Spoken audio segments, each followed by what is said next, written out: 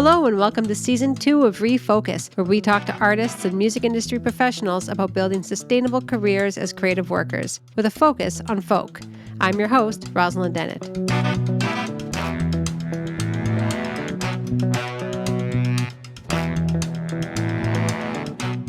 Sylvia Tyson, known as Canada's folk country music matriarch, emerged as an internationally respected songwriter during the 1960s Greenwich Village folk scene. Originally from Chatham, Ontario, she moved to Toronto at 18, gaining acclaim for her polished alto voice and forming the influential folk duo Ian and Sylvia with Ian Tyson.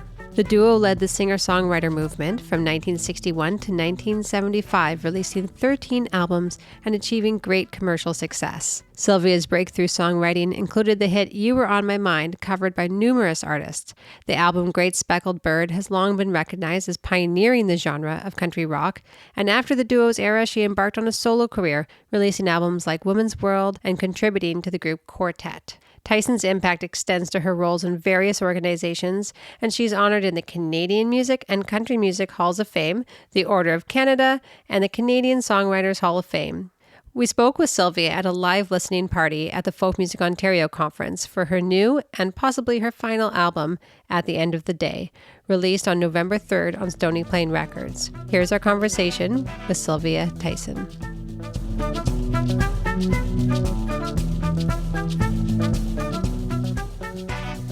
Hello. Welcome. This is such an exciting day, and I'm so glad that you can join us for this really incredible event. We're so pleased to welcome Sylvia Tyson to Folk Music Ontario. Hi, everybody. I am sure that you are all here because you are familiar with Sylvia's biography, so I won't read it aloud to you. Her reputation precedes her, and I'm sure you're all incredibly familiar with her work. But I will read a couple little tidbits about one of the big reasons why we're here today, which is celebrating the release of her upcoming album. So on her 83rd birthday, after a decade layoff from recording on her own, yes, applaud that, please. That's a yeah. Thank you. Sylvia announced the release coming up on November 3rd of her most powerful and most incisive recording to date, At the End of the Day, on Stony Plain Records, and shares that this will be her final album. Well, I'm not a speedy songwriter. It would take me another 10 years to get enough songs to do an album. That was going to be one of my first questions. There is a decade layoff, In terms of performing by myself, yeah. Okay. So, and some of these songs have kind of taken that time to mature. You've written with a whole bunch of people for this album, right? I've written with, I think, five or six different people. Excellent. Yes, I wrote 3 songs with Cindy Church, who, of course, I worked with in Quartette. And then Joan Besson and I wrote 2 songs. That was interesting because it was during the COVID thing, and she broke her ankle, and she was housebound and going crazy. So I sent her 2 sets of lyrics, and she came up with the melodies, which I was thrilled with. And one of the songs I wrote with Chris Whiteley. Yeah. And one of the songs I wrote was Shirley Eichert. Yeah. And it was very sad, actually, because we'd written it 10, 12 years ago. And I called her to let her know I was going to record it. And she was gone a week later. So I was just devastated. Yeah. It's a beautiful song, too, that you co-wrote. That one's Generous Heart. Yes. Which you can hear on the album. I was wondering if we can, this is a listening party, by the way, so we're going to, as you can see, we're clearly partying already. But we're going to talk a bit and then also get a chance to just kind of preview and hear some snippets of the song. So you said that when we were chatting before people came in, the first song that we have queued up is called No Crowd, No Show.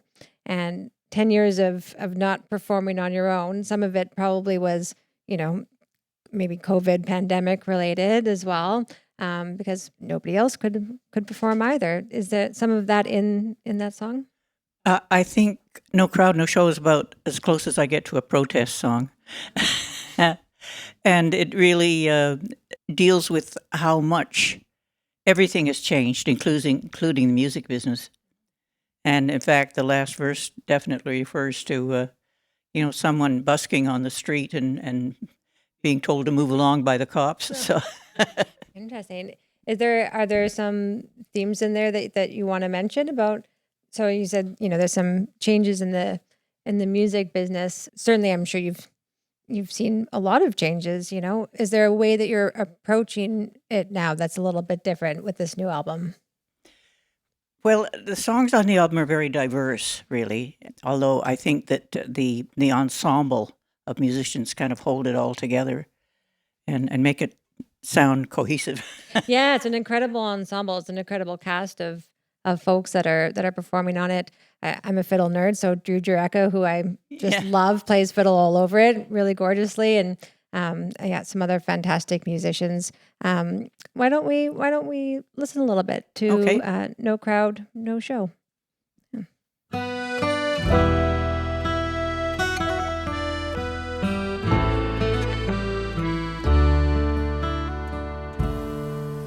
They've killed the lights on the midway tonight.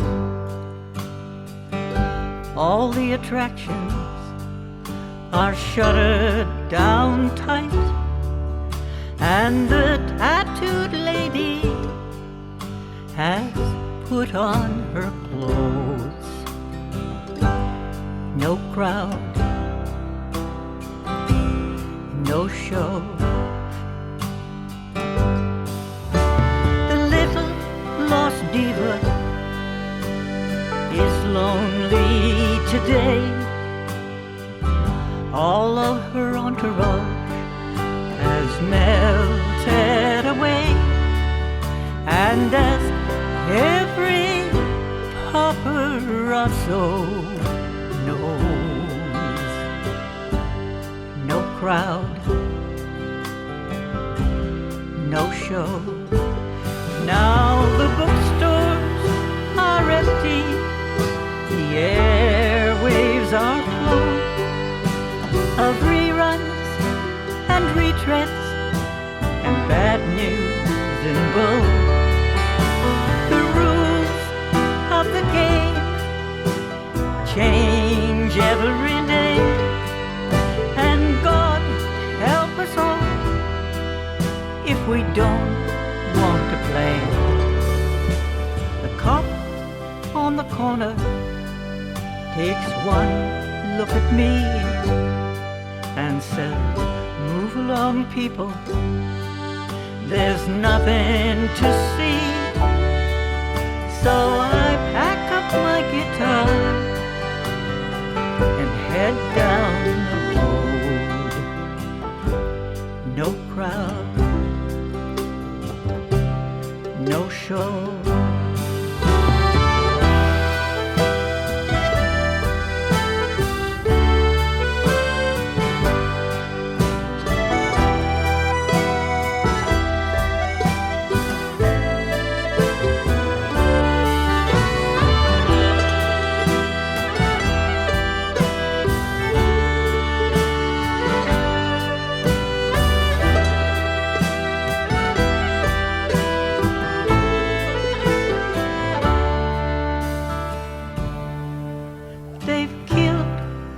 Lights on the midway tonight. All the attractions are shuttered down tight, and the tattooed lady has put on her clothes. No crowd, no show. No crowd, no show.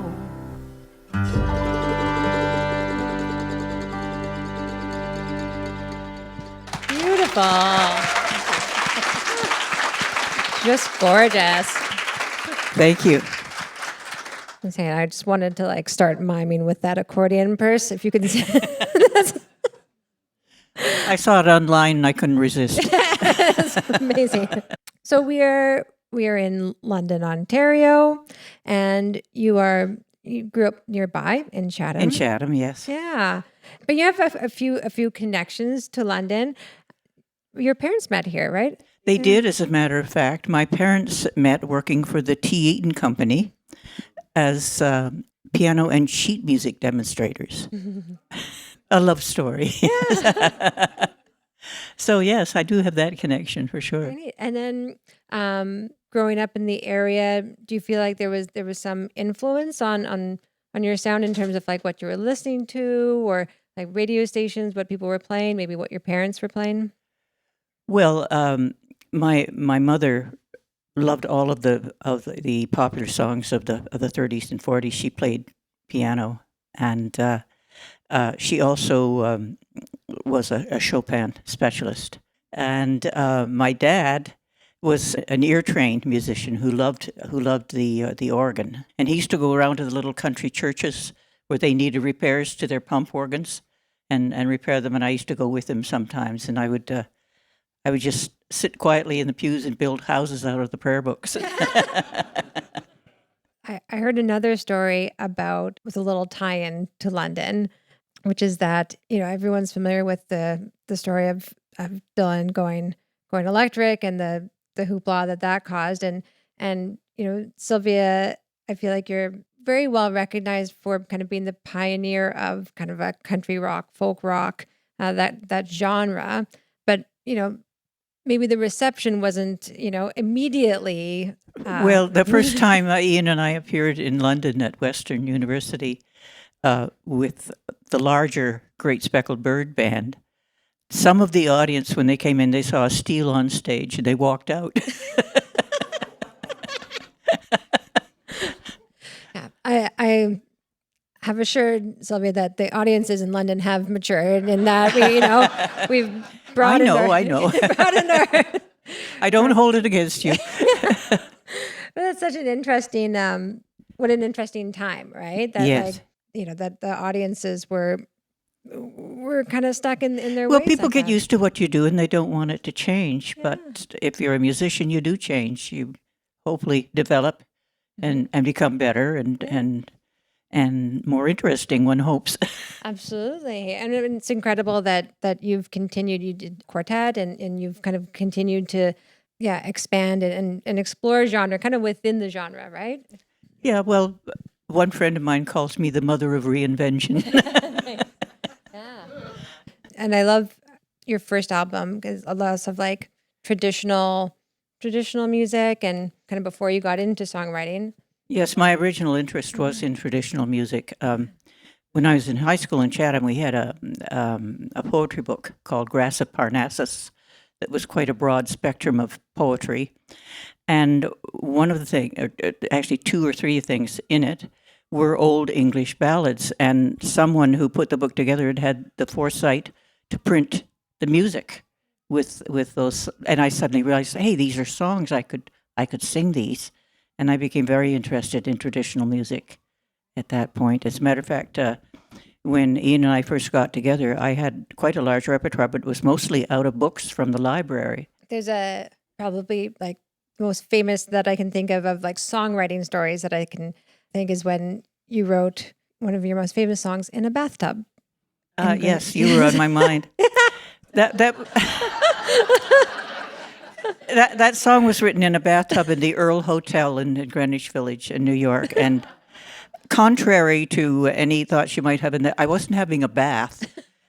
It was a very old, very deep tub, and it was the only place where the cockroaches wouldn't go.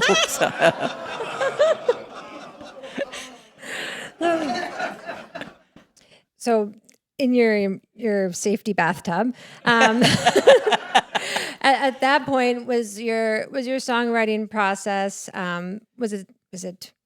I was going to say, was it collaborative? Was there someone in the bathtub? No, we don't have to go there. But was it like a immediate? You're struck with it, or was it something that you were kind of developing and working on over time? Well, I think I generally songwriters are first time lucky that they write that song, and they write it sort of word for word, note for note, right away. You keep hoping that will happen to you again. And actually, the songwriting process becomes harder as you move along in your career because you become more critical of your own work, of course. So you make it harder on yourself. Yeah. Yeah. It's very interesting. Why don't we queue up another song? This one's long. The one that I have queued up is "Long Chain of Love." I wrote with Cindy Church, yes. Yeah. Cindy and I had a discussion about the fact that families are usually traced through the male line, and we thought it would be interesting to write something where a family was traced through the female line, and that's really what this song is about. This is "Long Chain of Love."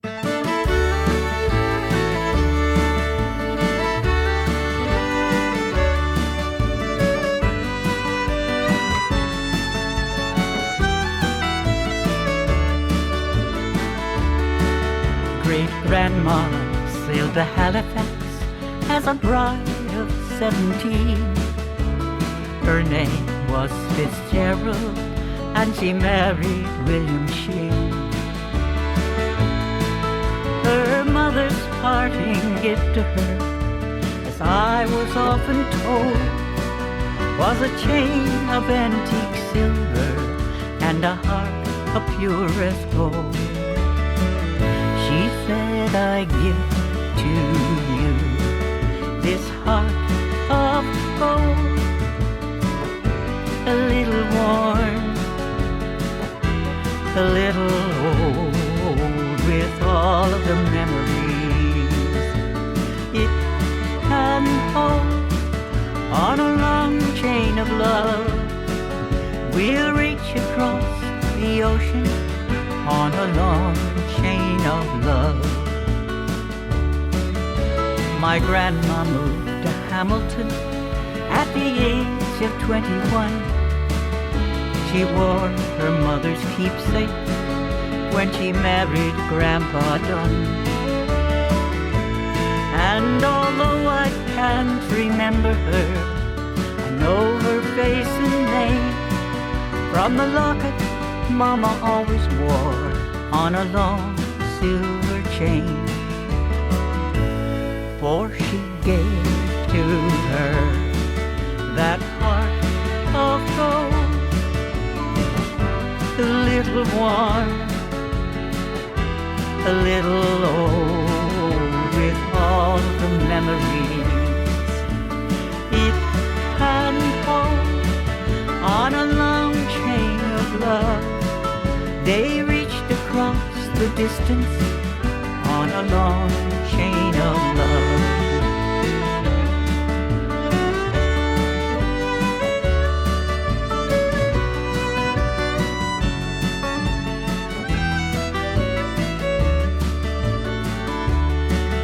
My mother moved to Winnipeg when I was barely 3.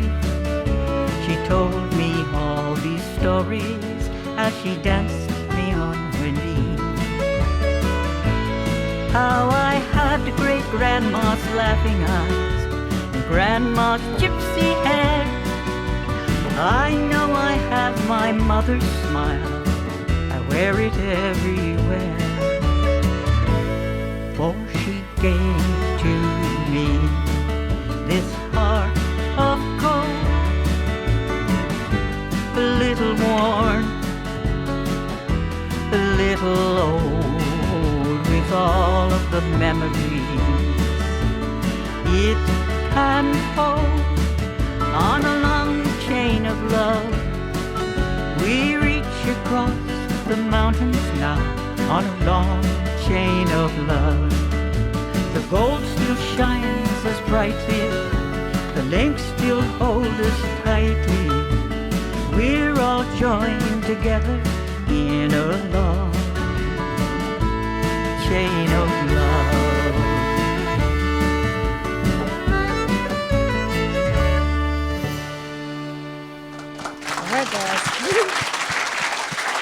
Thank you. It really tells a story. Something I didn't know about you until just before we sat down here is that you are also a published author. Yeah. I wrote a novel called Joiner's Dream, which is actually about a fiddle that's passed down through a family through, well, generations from late 1700s through to the present day. So neat. It was actually took me 5 years to write. Yeah, I was going to ask, was there a similarity when you approached writing a book to how you would write a song? Well, it didn't have to be 3 minutes long. And rhyme. Yeah. You can stretch out a bit. Yeah. Yeah. It just reminded me because they're both kind of, following people's journeys, right? And life journeys. And is this, was that song, did that kind of come from your head? Did you make up this character, or was there some influence? No, it's totally made up. Amazing. Yeah. Somebody once asked Huey Lewis if he wrote from real life. Mm-hmm. And he said, I write from real life to the point where it doesn't rhyme and then I make the rest up. This album is put out on the wonderful Stony Plain Records. Stony Plain, hooray! There was a story that I heard about when you were kind of in New York, and I think getting approached for, I don't know, I think it's probably maybe your second album, possibly, and had maybe the opportunity to go with like a more commercial label, and you chose instead, you wanted to go with a more independent folk label. Can you talk a little bit about why you made that decision? Well, our manager, Albert Grossman, wanted us to go with a major label, and I quite understand why he wanted us to do that. But at that point, the real folk label was Vanguard. I mean, Joan Baez's record got everybody's attention, and just about anybody who was anybody in the folk field recorded for Vanguard. So we decided we wanted to do that too. We didn't realize at the time that Vanguard's idea of a promotion was to put an ad in one of the book review places. Yeah, like a journal. Yeah. I think that's so. I'm gonna say so rock and roll, so folk and roll. It's like it's cool. It's a really neat decision to make. And well, the other thing too was that Vanguard had mostly recorded classical music up to that point, so they used a very live approach, and we recorded in some very strange places. We recorded in the Brooklyn Masonic Temple, cool. With drapes around us, and the Manhattan Towers Hotel ballroom, because of the ambient sound, basically. Yeah. And they were great believers in ambient sound, and I think those old albums hold up pretty well. I think they do. I think they absolutely do. And then this album was recorded in Toronto at Canterbury. Yes. Right? How was that recording there? Had you done it before? Well, I had recorded with Quartette in the old Canterbury studio, but the new one is very snazzy. Yeah. Yeah. All the bells and whistles, a very nice room. Oh, wonderful. And great people to work with too. Excellent. Oh, that's neat. Beautiful people, gorgeous place, and just nice to get back into studios, Oh, yes. Yeah. And it had been a long time since I recorded on my own in studio, of course. I was actually Quartette. We were together for 26 years, which is some kind of record. That's amazing. Yeah. For groups in the industry. Yeah. I think that, talking about making some these kind of decisions and stuff, it's, I wanted to maybe hear a little bit about your perspective as a woman in the music industry, coming through vastly different times, Yeah. How was that sat with you? Well, when I worked with Ian, it was not a problem being, having problems, because he was a big guy. Yeah. But I have to say, I've had very good luck. I've worked with great people. No regrets. Very, very few instances where I felt that somebody was being less than respectful. Oh, good. Yeah. Yeah, and the musicians I've worked with for a very long time. And Danny Greenspoon, who produced the album, was in my band, which was my version of the Great Speckled Bird, for about 5 or 6 years. Amazing. It's inspiring. To have been being able to make like bold choices like that, and both musically and career wise. Well, I guess I've gotten to be a bit of a brat my entire career. I don't think I've ever really had anybody tell me what to do. Yeah. And I know that is unusual. That and quite often people say, "What do you say to a young artist just starting out?" And I always say, just believe in your own stuff. Beautiful. Well, maybe this is a good segue to the next song that we wanted to play, because it's kind of maybe a bratty song a little bit. It's called "Cynical Little Love Song." Would you like to introduce the song? Is there something you'd want to? Well, it is actually, the title kind of says it all. Perfect. Yeah. All right, let's roll it.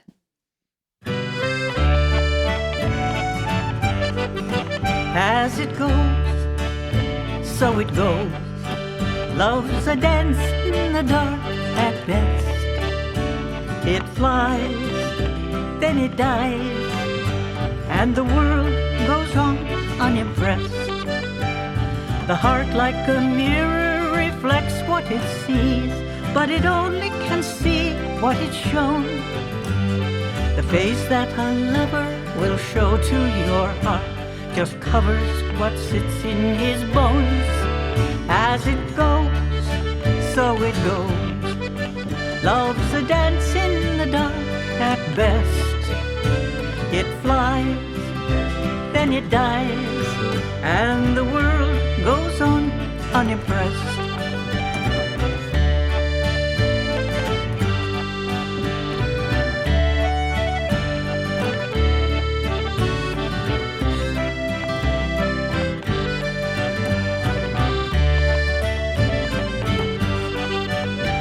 A tip for beginners, a word to the wise, a lesson you won't learn in school. In every love story, the one who cares least is the one who makes all the rules. As it goes, so it goes. Love's a dance in the dark at best. It flies, then it dies, and the world goes on unimpressed.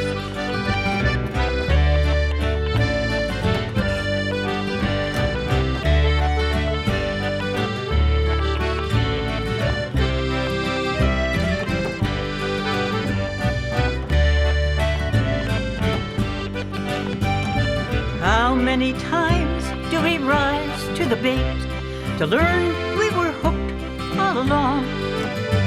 How often we're handed unwanted advice in a cynical little love song. As it goes, so it goes.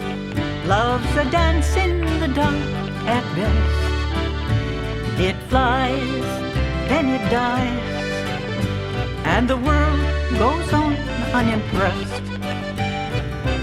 As it goes, so it goes. Love's a dance in the dark at best. It flies, then it dies, and the world goes on unimpressed.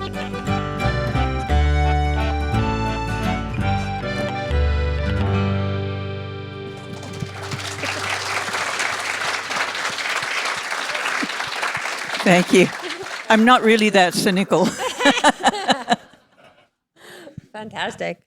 I was wondering if it would be, is it okay if if anybody has any questions, if we let folks ask Go ahead on questions? No, I'm springing that on you guys as well. So, you can take a minute to, collect your thought. Okay, we have a question, everybody. I'm just so curious as to what motivated the creation of that song, and if there's a little bit of humor in there as well. I hope so.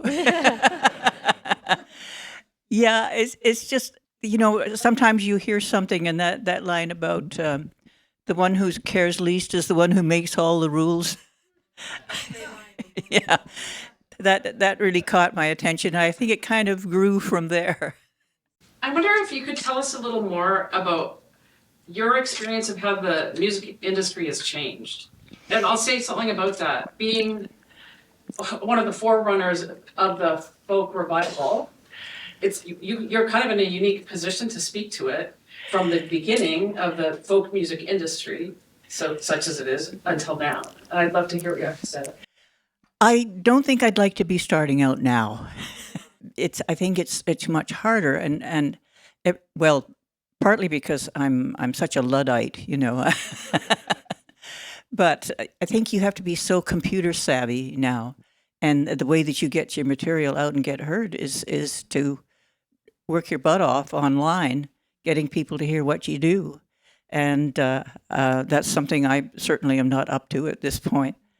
And the thing is that there's, especially once COVID came through, there are fewer and fewer places to learn how to do what you're doing, to basically build your chops. And garage bands are all very well, but the way you learn is you get up on stage and you learn how people respond to what you do, and you build on that. And I don't know. I think it's just very hard right now. Rachel on the back. Sylvia, I was struck by your song about that matrilineal line and that lineage. I was at the climate emergency panel this morning, talking about all different aspects of how we in this business and in this community can go forward in more sustainable, good ways. And I was struck in that room at the lack of eldership in the space. And I want to play off the last question, which was, you've seen a lot of change at the start of the folk revival until now. And so I'm thinking about, the core of what this folk music thing is. I know that's a big question, but I'm curious to hear from you, somebody that I consider one of the elders of our community, in the best way of that word. With lots of respect, I would love to hear just any thought you might have about how this community, not just industry, but community and industry, can learn from the core of what folk is all about to go forward in good, sustainable ways. Well, I'd like to acknowledge Paul Mills sitting in the front row here because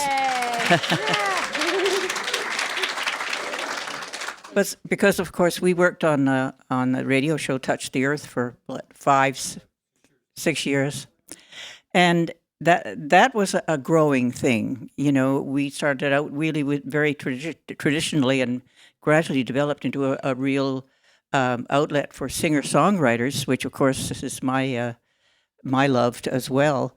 It's funny, when you're really young, you have an audience and people are interested in what you're doing and you're the newest thing and all that. And then you get into middle age and suddenly it's like you cease to exist. But I have found that once you get up into your 70s and 80s, they think you know something. So I'm kind of enjoying this period. Yeah. And it's an interesting, because it is really a whole different industry, right? Right now. Very different now. Yeah. And there's a lot of, this is me calling myself out on this. There's a lot of, we have youth programs and a lot of like developing programs, but truly to, there are elders in our community and people that are in that time of their life that are starting making music and that are releasing their albums now. And so, yeah, I wonder if you have any words of encouragement for them. When I first started listening to recorded music, and in Chatham, I didn't have a lot to listen to, but as I got out into the community and started hearing a lot of recordings, the Alan Lomax recordings of traditional artists, and listening to old ladies with no teeth sing these amazing songs, there definitely was a feeling that you learned from those people who went before you, and brilliant players, people who had encyclopedic memories of songs that go back to England. I don't know where the young artists draw their ideas from these days.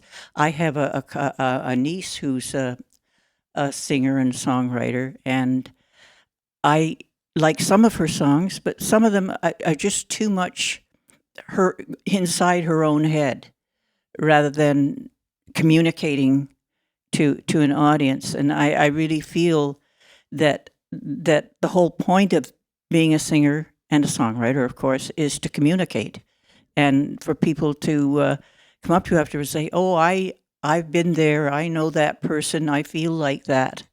And I think that's a very important part of being a performer. Yeah, and it gets to that core of what Rachel was talking about, of like that core of what when we're talking about folk music, and it's storytelling, right? It's Absolutely. yeah. And it's an acting job, Yeah. because you are not the person whose voice is in that song. So you really have to photograph who that person is. And Yeah, I mean, and we're talking about having that, encyclopedic memory. It's not like, folks were Googling lyrics or anything, something like. hardly, Yeah. although it's very handy sometimes. It is very, yeah, some of those things aren't so bad, Yeah, it certainly is a different time to be releasing music. And I see that, this is a shameless plug, I see that you've printed CDs, which is, look, and get a hard copy for those who, on November 3rd, you can get one of these of your own if you have a CD player. I have to say at this point that when Ian and I started out, if you went with a record label, they basically gave you 3 albums to get established, and there certainly was that period of time where if your first album didn't make it, they didn't want to hear from you again. And I feel very fortunate to be on Stony Plain because that they really seem to be in that tradition of developing artists, and I'm very happy about that. Yeah, you think you'll keep her, Yeah. Amazing. Dawn, yeah. The day that you were writing "You Were on My Mind" is the fact that something else was being written down the hall at the same time? Ian wrote Four Strong Winds first. And the really interesting thing is that was his first song, and "You Were on My Mind" was my first song. Wow. I still get plaintive calls from my accountant asking me if I could write another one of those.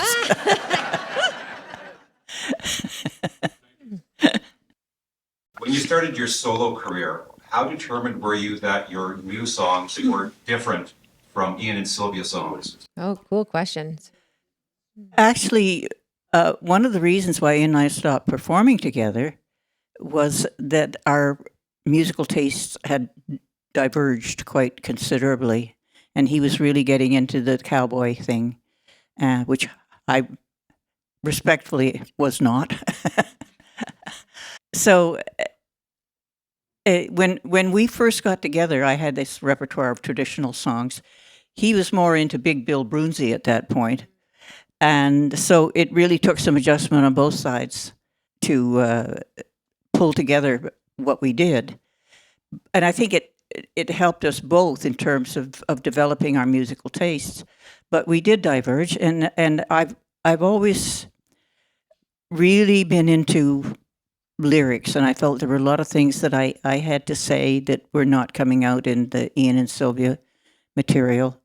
As good as I feel that material is, and that it holds up for me even now, but you do develop as an artist, and you do spread out in different directions. So that's really my story.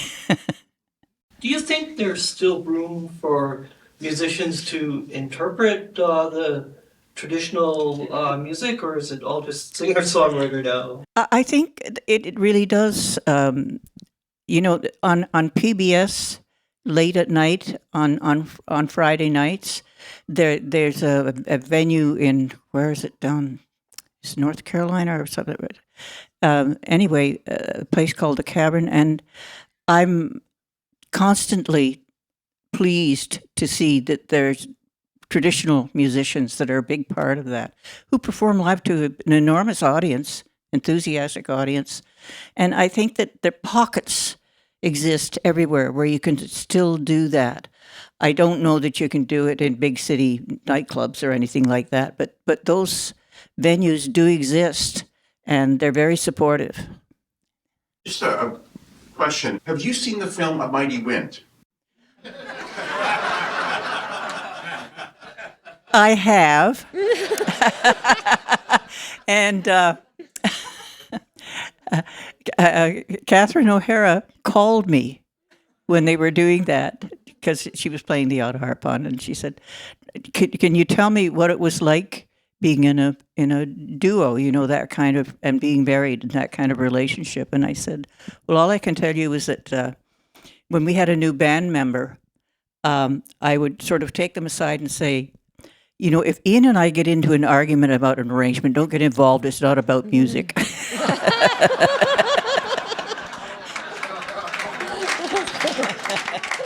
I enjoyed it. But the problem I had with it was that it leaned much more towards the West Coast slick folk music rather than the traditional side of it. But fine, it was a great movie. So you spent time in kind of like the Yorkville scene, maybe even before it was the Yorkville scene, right? In Toronto? When Yorkville was in its heyday, Ian and I were touring full-time in the States. We were very seldom in Toronto. And the problem with performing in Canada at that point is that there were maybe 8 or 10 universities you could play, and if you played them, you couldn't play them again for another 3-4 years because they've already had you there. So there wasn't a lot of work to, thick on the ground at that point. And we were with an agency called GTA, and they managed the Kingston Trio, and they had a map in their foyer with a red pin for every college university in the United States, and it was a mass of red pins, and we played most of them. Oh my gosh. Yeah. That's incredible. I think we probably have time for one more question. If I saw Cheryl. Yeah, Cheryl. Are you going to tour for this album? I'm in discussion with Bob Misson, who booked a Quartette early on, and I'm very fond of Bob. And he's checking to see if there's any interest in my playing some of the festivals this coming summer. So fingers crossed, we'll see. So take note, festival buyers in the crowd. I see you. Yeah. So I'd like to talk quickly about At the End of the Day, which is the title of the album, but it's also the song on the album. And I'm wondering if you can just tell us a little bit about the kind of inspiration, or maybe about the process of writing the song. Well, as I mentioned before, I wrote that with Joan Besson, her of the broken ankle, and it's a very retrospective song, and the fact that when you've had a long life, you look at everything that's happened to you, and I basically am pretty positive. I'm not nostalgic. I think the past is a great place to visit, but I don't want to live there. But that's basically what the song is. It's looking back, reflecting back on a life, and basically taking the good stuff out of it. Let's have a listen.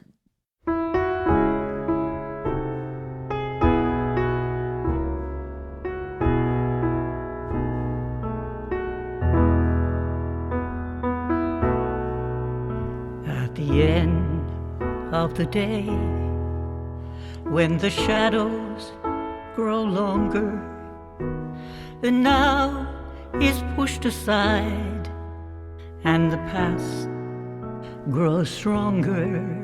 When I think of the good times, all the hard times fall away. It's the good times I remember at the end of the day. Sunlight dancing on the water as we walked along the sand. Two heartbeats joined together in the palms of our hands. All the times we laughed at nothing, for the sheer joy of laughter that swelled like a choir and echoed in the rafters. When I think of the good times, all the hard times fall away. It's the good times I remember the end of the day.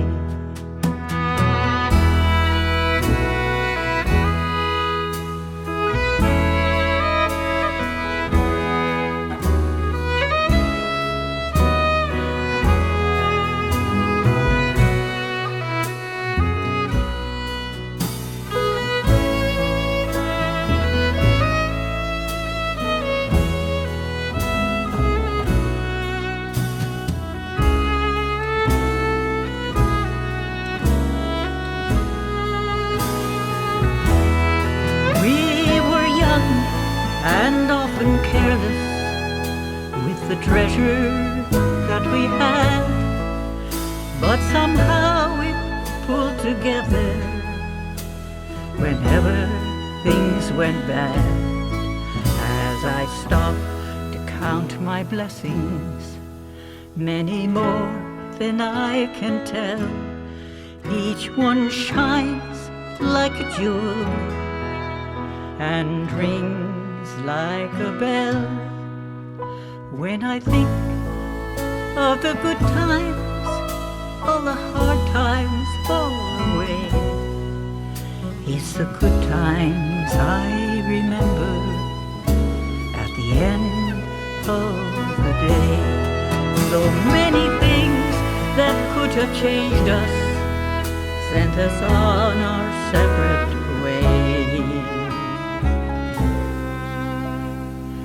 But here we are together at the end of the day.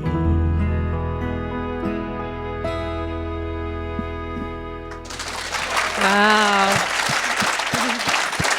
That's so beautiful. I miss it. Thank you.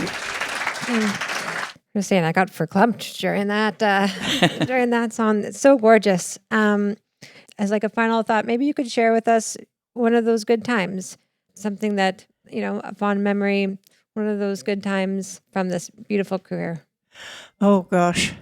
Well, certainly playing Carnegie Hall and Town Hall in New York, of course.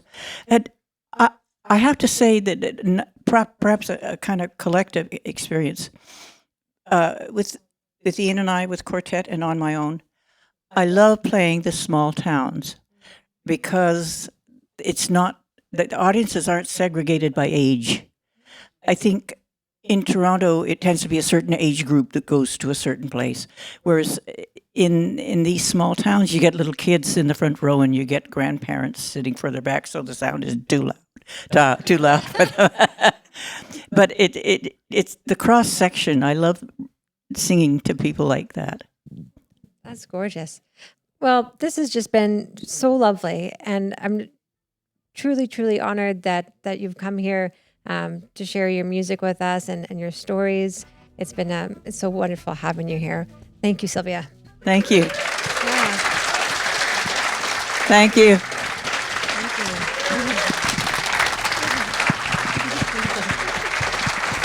Oh, you're gonna sit.